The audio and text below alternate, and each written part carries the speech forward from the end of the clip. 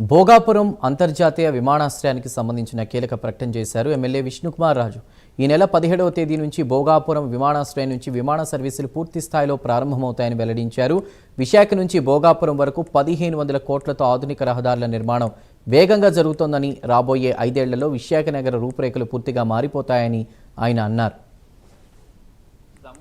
ఇప్పటివరకు సుమారు గౌరవ ముఖ్యమంత్రి నారా చంద్రబాబు నాయుడు గారు ముఖ్యమంత్రి సహాయ నిధి నుంచి 9 మందికి సుమారు 8,85,000 రూపాయలు ఇవ్వటం జరిగింది. సీఎం రిలీఫ్ ఫండ్స్ చెక్స్ ఇవ్వటం జరిగింది. అట్లాగే ఇంకా చాలామందికి చెక్స్ అన్నీ కూడా మా దగ్గర ఉన్నాయి. అవి కూడా రేపు ఎల్లుండ వారిని కూడా పిలిచి డిస్ట్రిబ్యూట్ చేసేసి కార్యక్రమం చేస్తాము. ఇప్పటి వరకు సుమారు 2,30,00,000 నుంచి 2,40,00,000 రూపాయల వరకు ఈ 2 ఇయర్స్లో గౌరవ ముఖ్యమంత్రి గారి దగ్గర నుంచి సహాయ నిధి నుంచి మనము ఇవ్వటం జరిగింది.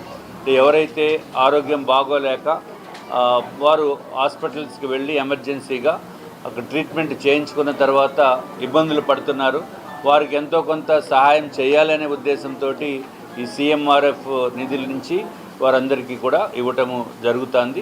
ఇది మున్ముందు ఇంకా కంటిన్యూ అవుతుంది. మా దగ్గరికి వచ్చిన ప్రతి ఒక్కరికి కూడా ఎంతో కొంత సహాయం చేయటము అనేది ఒక నిబంధనగా పెట్టుకున్నాము.